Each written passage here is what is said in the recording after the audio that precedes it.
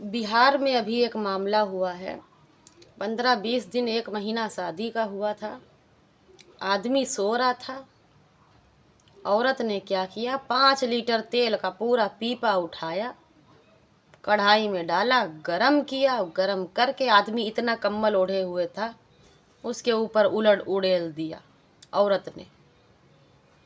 आदमी पूरे का पूरा जल गया। अब सोचो, किसी के ऊपर गरम तेल डाल दो, खौलता हुआ तेल, तो क्या हालत होगी।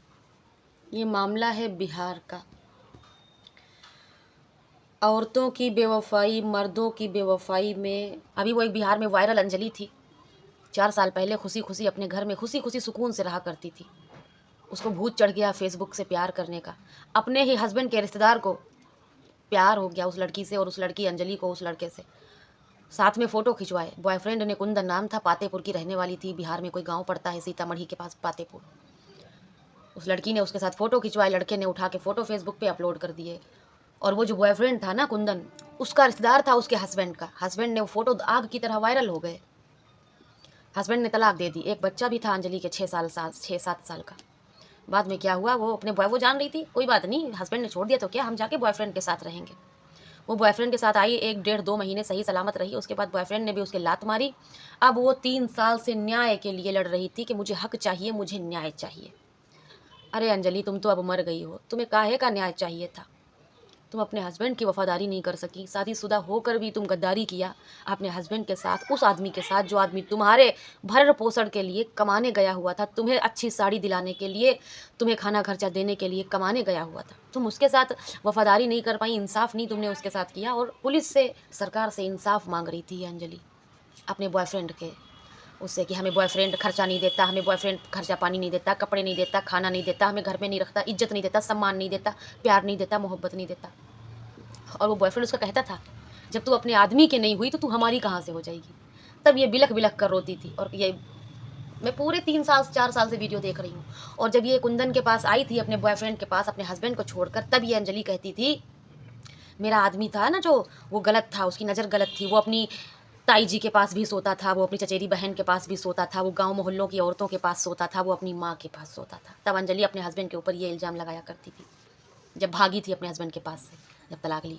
अभी उसके हस्बैंड ने शादी कर ली और खुशी खुशी जीवन यापन कर रहा है। लेकिन ये अंजलि की ज़िंदगी सुअर कुत्ते से भी ज़्यादा बदतर हो गई थी।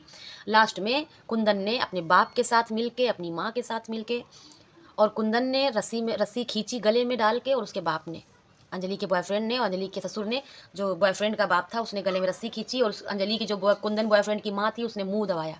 6 साल का बच्चा जो अंजलि के साथ ही गया था उसके बॉयफ्रेंड के घर रहने हमेशा के लिए, उस बच्चे ने सब कुछ देखा।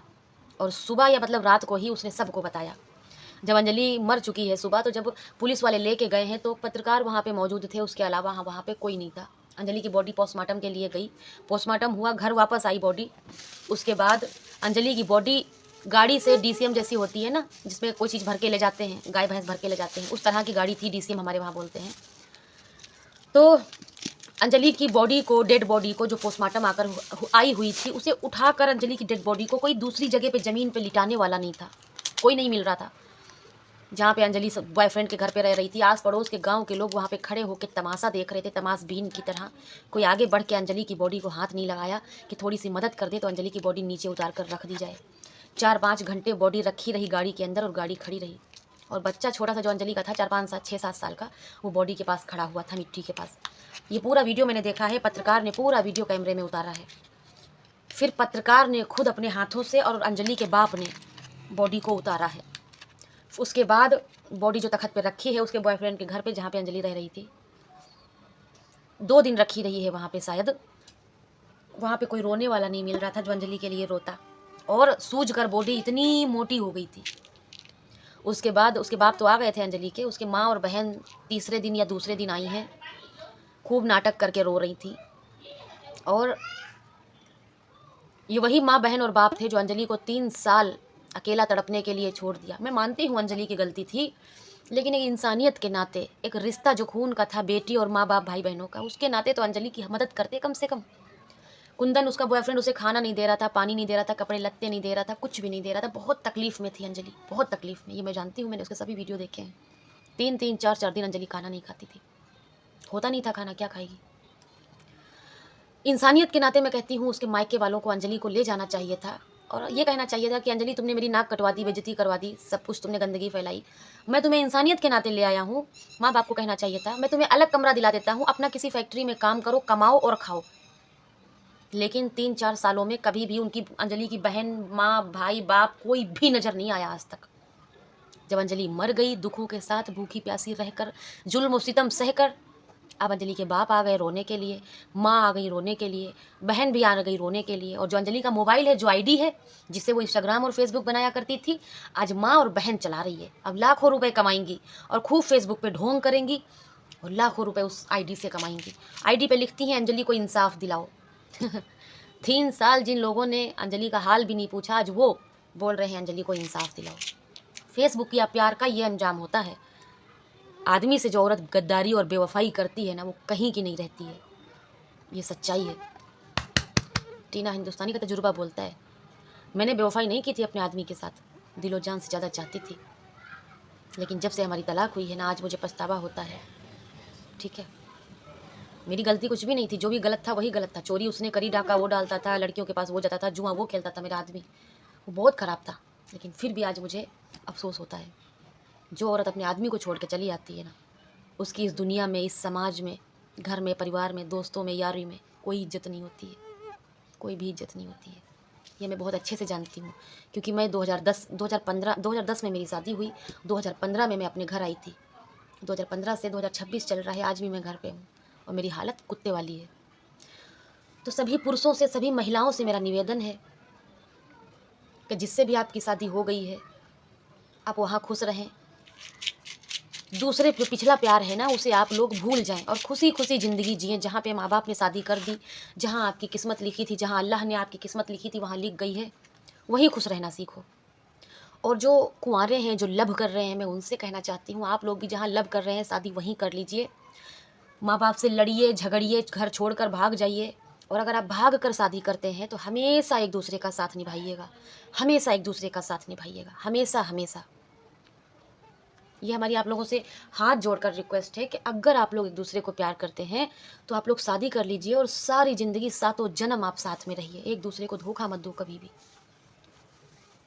और अगर आप किसी से प्यार करते हैं तो अपने माँ बाप, भाई बहन, समाज, रिश्तेदार के दबाव में आकर कहीं और शादी मत करना।